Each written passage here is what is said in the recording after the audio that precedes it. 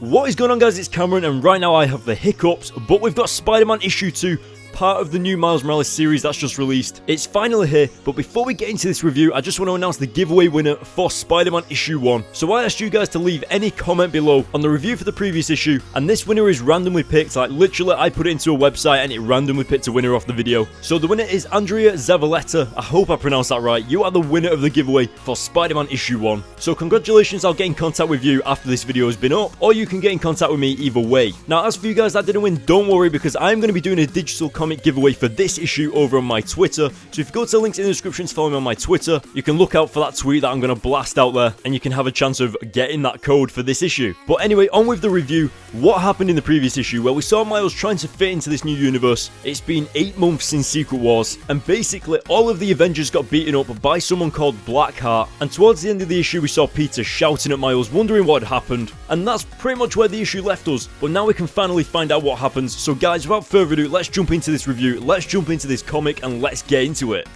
Okay, so we're thrown into the issue, and it's pretty much picking directly from where the previous issue left off. And one of the things that I just want to throw out there straight away, something I don't like about this comic, is the way Miles kind of acts towards 616 Spider-Man. I mean, he's kind of like, oh my god, it's Spider-Man, oh my god, it's him. And it's kind of just like, Miles, you have met this Spider-Man before. You have fought alongside him in the Spider-Man crossover event like 2 years ago.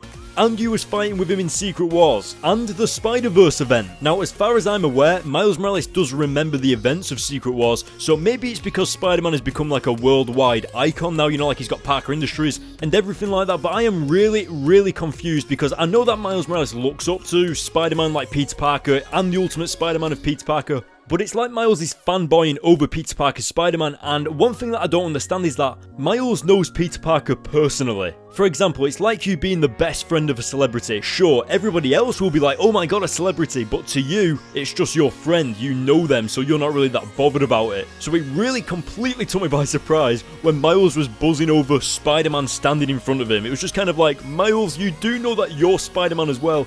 And one thing that does really bug me about this, no pun intended, Ultimate Spider-Man Peter Parker already told Miles that he accepts him as Spider-Man. So I don't know why he cares about what Peter Parker 616 thinks. Maybe you guys can talk about it in the comments below, let me know what you think, and we can have like a whole discussion about this, because it's kind of driven me a little bit crazy. Now, going into the art style of the comic, I can't remember what exactly I said for the review of the previous issue, but the art style for this comic is on point. It is brilliant. I love it how Miles is kind of just very well drawn out, especially with the ripped costume, and the way it showcases the combat in the fight scenes is awesome. Now, moving on to what's actually in the comic, we've got a lot of people using smartphones, we've got a lot of media and social media technology, etc.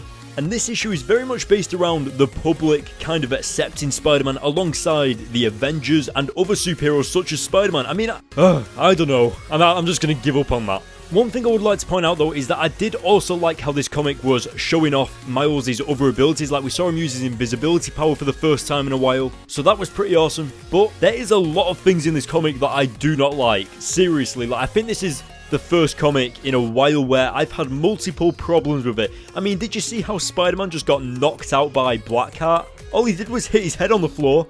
Also, going back to what I said in the review for the previous issue, I am so tired of Miles being able to take down every single villain with his Venom Blast.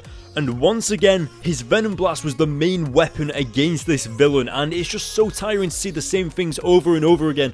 This must seem like the most negative review ever, but don't get me wrong, I do like this issue, but I'm just so confused by a lot of it. For example, Miles is teamed up with Sam Wilson, Captain America, in the all-new, all-different Avengers comics, but here it's like Sam Wilson is accepting him as a hero, and it's just kind of like, I'm pretty sure they've been fighting together for the last few months in the Avengers, so does this issue take place before they teamed up? Like, what is going on?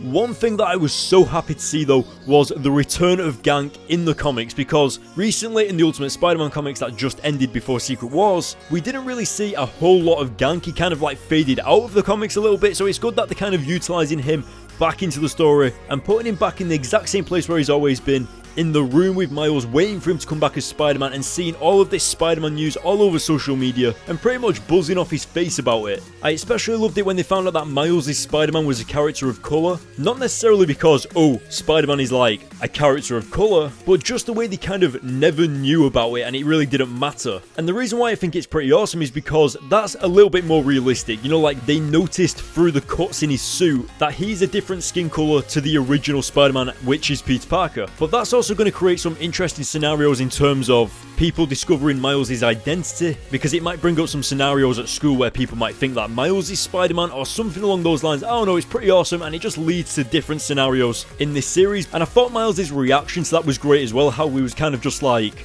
who cares, like why are they talking about this? I thought that was brilliant. Now as for the character that is on YouTube talking about all this craziness that's happened with Spider-Man, I have a feeling that she's going to become somewhat of a major character somewhere in the future of this series, you know, to do with Miles. Like maybe she'll be his next girlfriend or something like that, or maybe he'll run into her or something. I have no idea. Now getting towards the end of the comic, we also see Miles' grandma come to visit to sort of straighten him out because he's doing really bad in school recently, obviously because he's Spider-Man. And I'm going to make a prediction right now. I'm going to make a theory.